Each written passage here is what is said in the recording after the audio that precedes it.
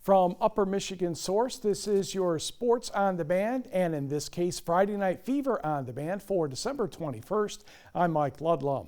A couple rivalry basketball games Friday night. Let's start with the boys in Marquette, where the Redmen were entertaining the Negaunee Miners. Pick up the action in quarter number 2. Off the Negaunee miss, Bryce Brazo the rebound, the pass ahead to Rafi Mulatto, a dribble, a spin, and a layup. He had 11. Marquette up by 5 at 19-14. Then Mulatto inside to John Thompson. Uses the glass nicely for the hoop. Redmen had a 6-point advantage at the half, 24-18. To the third. Drew Weibel inside the Marius Grazoulis, the turnaround, the foul. He had 17 to lead Marquette. And the Redmen keep going. Weibel, Mulatto, Ethan Martish for 3. And Marquette looking pretty good, up 32-20. Brad Nelson reasonably pleased, despite the expression. For Negaunee, Jackson Sager finds Jake Larson, and he will rise to the occasion by going up and over Grazoulis for the hoop off the window, and Dan Waterman says we need more of that.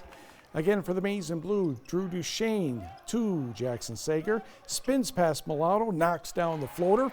Miners within 32-24. Sager led everybody with 22 points.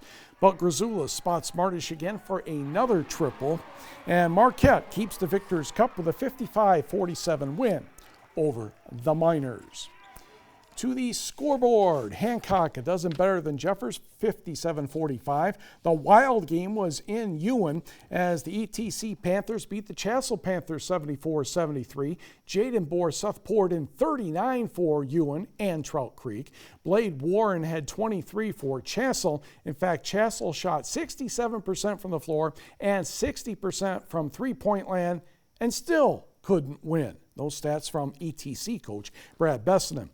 Elsewhere, Wakefield Marinisco falls 3 points short to the Granite Diggers, 76-73, and Park River Harris over Big Bay to knock 59-50.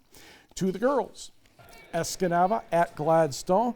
Pick this one up in the early going. Tori Zeiss will get the pass and goes directly to the basket, and the Braves have the first hoop of the game.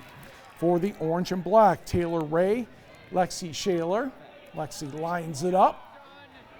Pretty darn good from there, 3-2 Eskimos. For the Braves, Megan Crow, not quite, lost her balance a little bit. Marnia Lefebvre, no, that didn't work, but Crow gets the ball, puts it back up and in, 6-3 Braves. Short time later, Lefebvre powers her way to Crow, who powers her way to the basket, 8-5 Gladstone. Eskimos have a response. Shaler will kick it out to Nicole Kameen. She hits the shot from the baseline. Eskimos lead 11-8. They go on to win 38-33. Sometimes those rivalry contests, not the biggest scores in the world. On the board, Riley Papour pours in 20 as Iron Mountain dispatches Houghton 54-36. Ontonagon cruises past Dollar Bay. Wakefield Marinisco 50, Lakeland and Hubble 31. Ironwood, a bucket better than Bayfield, 43-41. Munising, big road victory at Stevenson, 61-34. Newberry, 51. Brimley, 41. Did not hear from Sheboygan at Rudyard. Cedarville, a 9-point winner at home over Pickford, 69-60. And it was Detour, 38. Engadine, 21. In hockey, Houghton turned back Escanaba 5-1. Did not hear from the Sioux and Big Rapids. And in Great Lakes Hockey League action, Calumet all over Portage Lake by the score of 12-1. More than 24 of the top younger Greco-Roman wrestlers in the United States have finished a camp at the NMU Olympic Training Site in Marquette. Wrestlers today were divided into 4 teams for this session. Besides the NMU OTS, others were here from the U.S. Army's World Class Athlete Program and Uzbekistan. Several former Olympians also participated. Greco-Roman matches usually last 3 rounds, with each round lasting 2 minutes. But to spice things up a bit, this morning's session consisted of 1-minute rounds. The more aggressive wrestler usually has an edge when it comes down to any tiebreakers. A 1-minute first round, and the first person to score, the match is done.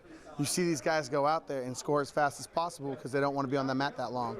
So it helps us get these younger kids to get out there and attempt moves as fast as they can and get on the board as fast as they can.